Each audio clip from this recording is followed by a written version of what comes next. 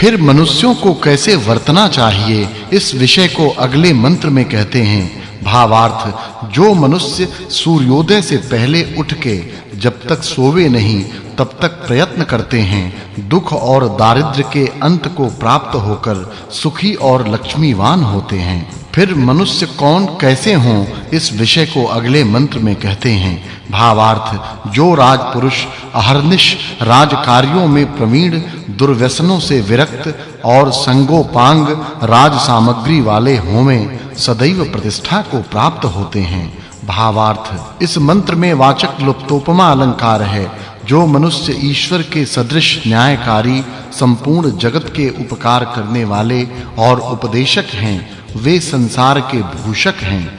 फिर मनुष्यों को क्या इच्छा करनी चाहिए, इस विषय को अगले मंत्र में कहते हैं। भावार्थ, मनुष्यों को चाहिए कि सदा धनाढ्यपन की खोज करें और प्रमाद न करें। राजादिकों से कौन-कौन रक्षा पाने योग्य हैं, इस विषय को अगले मंत्रों में कहते हैं। भावार्थ, मनुष्यों को चाहिए कि उत्तम सहाय से लक्ष्मी, विद्वान, सेना और राजा को धारण करें। भावार्थ, हे विद्वानों, आप लोग यश, धन, सुख, सत्य वचन और बल को बढ़ाए दुखों के पार होइए। इस सुक्त में सूर्य, बिजली और सुख के गुण वर्णन करने से इस सुक्त के अर्थ की इससे पूर्व सुक्त के अर्थ के साथ संगति जाननी चाहिए। यह 54वां सुक्त और 16वां वर्ग समाप्त हुआ। अब 10 ऋचा वाले 55वें सुक्त का आरंभ है। उसके प्रथम मंत्र में फिर मनुष्य कैसे वर्तें, इस विषय को कहते हैं। भावार्थ, हे मनुष्यों, आप लोग ब्रह्मचर्य आदि से अति काल पर्यंत जीवने वाले योगी पुरुषार्थी होइए। फिर मनुष्य कैसे हों, इस विषय को अगले मंत्रों में कहते हैं। भावार्थ, इस मंत्र में उपमा अलंकार है। हे मनुष्यों, ब्रह्मचर्य से शरीर और आत्मा के बल को धारण करके और क्रिया कुशलता को जान के, जैसे ईश्वर अंतरिक्ष में संपूर्ण पदार्थों को उत्पन्न करता है, वैसे ही आप लोग अनेक व्यवहारों को सिद्ध कीजिए। भावार्थ, इस मंत्र में उपमा अलंकार है। हे मनुष्यों, आप लोग सूर्य की किरणों के सदृश एक साथ ही पुरुषार्थ के लिए उद्यत होइए और जैसे कल्याण करने वालों के रथों के पीछे भृत्यजन वर्तमान होते हैं, वैसे ही धर्म के पीछे वर्तमान होइए। भावार्थ, इस मंत्र में उपमा अलंकार है। जो मनुष्य सूर्य के सदृश न्याय के प्रकाशक, अन्याय रूपी अंधकार के रोकने वाले धर्म मार्ग के अनुगामी होवें, उनकी सदा ही आप लोग प्रशंसा करें। भावार्थ, इस मंत्र में वाचक् लुप्तोपमा अलंकार है। हे विद्वान जनों, जैसे पवन अंतरिक्ष से वृष्टि करके संपूर्ण प्राणियों को तृप्त करके दुख का नाश करते हैं, वैसे ही सत्य विद्या के उपदेश की वृष्टि से अविद्या रूप अंधकार से हुए दुख का निवारण कीजिए। भावार्थ, जो मनुष्य अग्नि, वायु और जल आदिकों को वाहनों में उत्तम प्रकार युक्त करते हैं, वे विजय के लिए समर्थ होकर धर्म संबंधी मार्ग के अनुगामी होते हैं। भावार्थ, जो मनुष्य पृथ्वी आदि की विद्या से तथा सृष्टि के क्रम से कार्यों को सिद्ध करें, उनको दारिद्र्य कभी प्राप्त नहीं होवे। भावार्थ, जो शिक्षा और विद्या के दंड से संसार की रक्षा करते हैं, वे ही प्रशंसित होकर कल्याण को प्राप्त होते हैं। भावार्थ, मनुष्यों को चाहिए कि विद्वानों से प्रार्थना करके श्रेष्ठ गुणों को ग्रहण करें और सब जगह मित्रता करके सबके लिए सुख प्राप्त कराया जावे। भावार्थ, जिज्ञासु जन विद्वानों की प्रार्थना इस प्रकार करें कि आप लोग हम लोगों को दुष्ट आचरण से अलग करके धर्म युक्त मार्ग को प्राप्त कराइए। इस सुक्त में मरुत नाम से विद्वान आदि के गुणों का वर्णन करने से इस सुक्त के अर्थ की इससे पूर्व सुक्त के अर्थ के साथ संगति जाननी चाहिए। यह 55वां सुक्त और 18वां वर्ग समाप्त हुआ। विद्वानों के उपदेश से मनुष्य और वायु के गुणों को जानकर फिर मनुष्य क्या करे, इस विषय को कहते हैं। भावार्थ, इस मंत्र में उपमावाचक लुप्तोपमा अलंकार है। जो मनुष्य वायु और मनुष्यों के गुणों को जानते हैं, वे सत्कार करने वाले होते हैं। भावार्थ इस मंत्र में उपमा अलंकार है। मनुष्य लोग परस्पर के उपकार से सुखी हों। भावार्थ इस मंत्र में उपमा अलंकार है। जो प्रयत्न करते हुए कर्मों को करते हैं वे सदा सुखी होते हैं। फिर विद्वानों के विषय को अगले मंत्रों में कहते हैं। भावार्थ इस मंत्र में उपमा अलंकार है।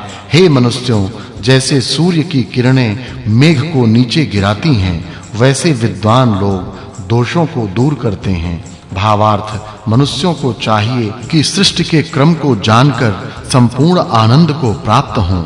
अब अग्नि विद्या के उपदेश को अगले मंत्रों में कहते हैं। भावार्थ मनुष्यों को चाहिए कि अग्नि आदि पदार्थों को वाहन आदि के चलाने के लिए निरंतर युक्त करें। भावार्थ जो अग्नि विद्या को धारण करते हैं उनका सब समय में सत्कार करो। फिर वायु गुणों को अगले मंत्र में कहते हैं। भावार्थ जैसे पवन भूमि आदि को धारण करते हैं वैसे ही विद्वान जन सब मनुष्यों को धारण करें।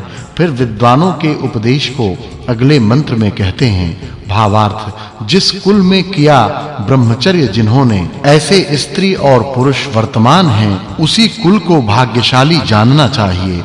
इस सूक्त में विद्वान तथा वायु के गुण वर्णन करने से इस सूक्त के अर्थ की इससे पूर्व सूक्त के अर्थ के साथ संगति जाननी चाहिए। यह 56वां सूक्त और 20वां वर्ग समाप्त हुआ। अब 8 ऋचा वाले 57वें सूक्त का प्रारंभ है। उसके प्रथम मंत्र में रुद्र गुणों को कहते हैं। भावार्थ इस मंत्र में उपमा अलंकार है। जैसे पिपासा से व्याकुल के लिए जल शांतिकारक होता है, वैसे विद्वान जन जानने की इच्छा करने वालों के लिए शांति के देने वाले होते हैं। अब पवनों के गुण को अगले मंत्रों में कहते हैं। भावार्थ मनुष्यों को चाहिए कि विद्या आदि श्रेष्ठ गुणों को ग्रहण करके सदा विजय से युक्त हों। भावार्थ इस मंत्र में वाचक् लुप्तोपमा अलंकार है। जैसे पवन पृथ्वी मेघ और वन आदिकों को कंपाते हैं और जैसे शत्रुजन शत्रुओं को क्रुद्ध करते हैं, वैसे ही विद्वान जन पदार्थों को मथकर बिजली आदि को कंपाते हैं और कार्यों में युक्त करते हैं। भावार्थ इस मंत्र में उपमा अलंकार है। जो मनुष्य सूर्य के सदृश आत्मा से प्रकाशित और न्यायाधीशों के सदृश व्यवहार करने वाले विमान आदि वाहनों से युक्त हैं, उनका निरंतर सत्कार करो।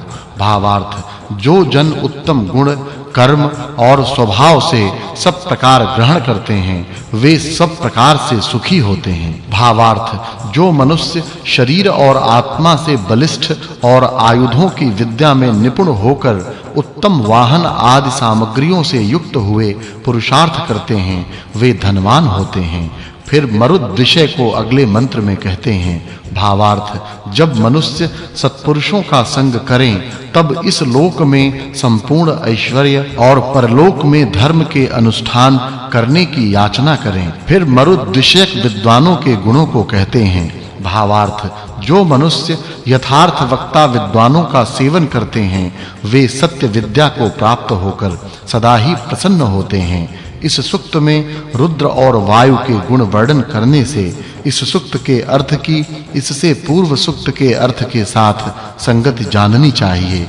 यह 57वां सूक्त और 22वां वर्ग समाप्त हुआ।